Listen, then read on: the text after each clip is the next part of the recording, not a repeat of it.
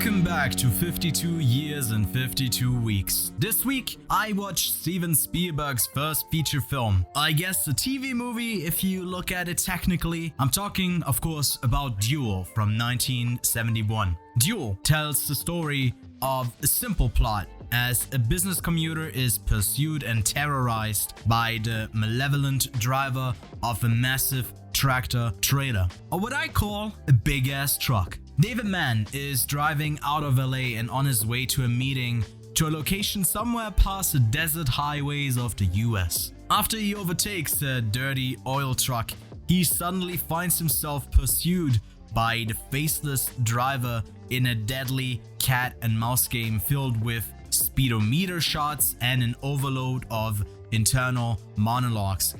All I did was pass this stupid rig a couple of times and he goes flying off the deep end.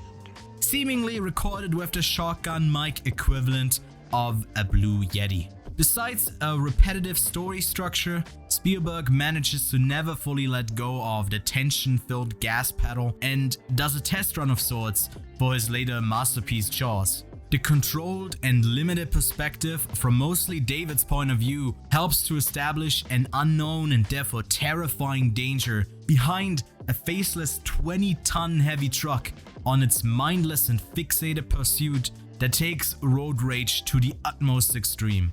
DUEL is a great jumping off point for Spielberg's career and an adequate start for a director deep dive, as we already get the Spielberg characteristics, sweeping, big camera moves and a general dynamic blocking of scenes. He also shows a great sense of direction in relation to the action that focuses on both spectacle and the tension. Even though our hero isn't faceless, he quite as well could be, as we don't really get anything interesting from his character.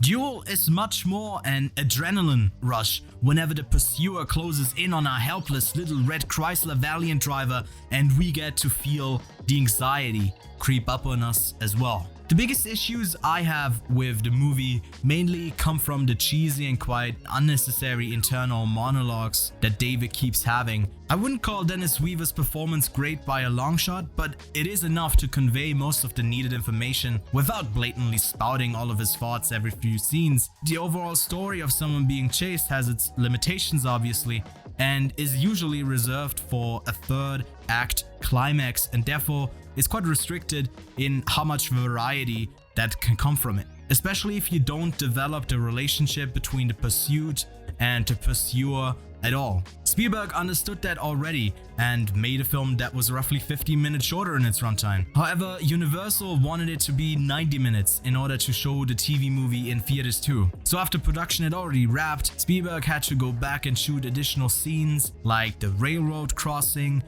the school bus scene, as well as the phone call at the beginning with his wife, and the opening of the POV drive through the city.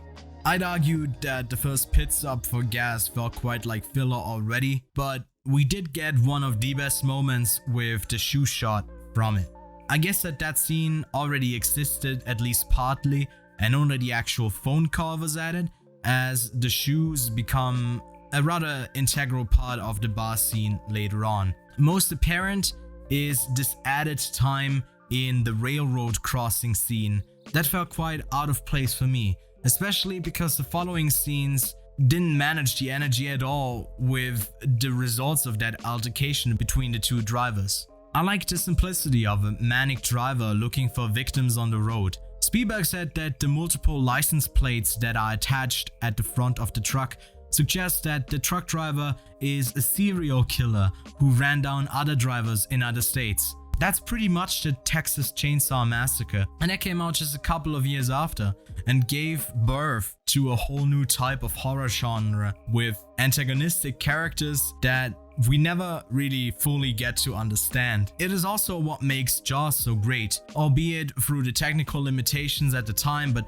that's something that most film fans already know. I mean, you still have to make it work and create a sense of tension, and Spielberg manages to do that quite masterfully. In 12 days, mind you, he shot this entire film in 12 days. Usually productions take months to shoot an entire film, but I also think that due to the limitations and the time crunch, we got those awful narration bits. Nonetheless, the standout scene and by far the most memorable is the standoff after David believes to have outsmarted the truck driver. It's just great cinema all around. And and do I spot a Psycho reference there?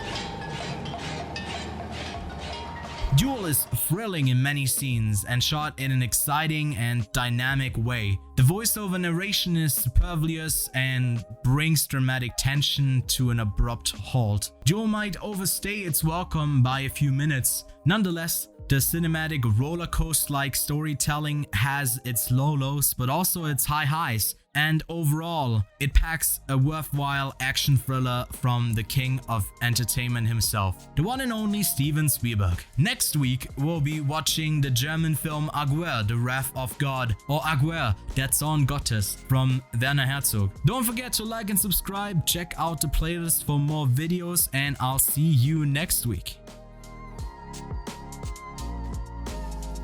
Do you play meat?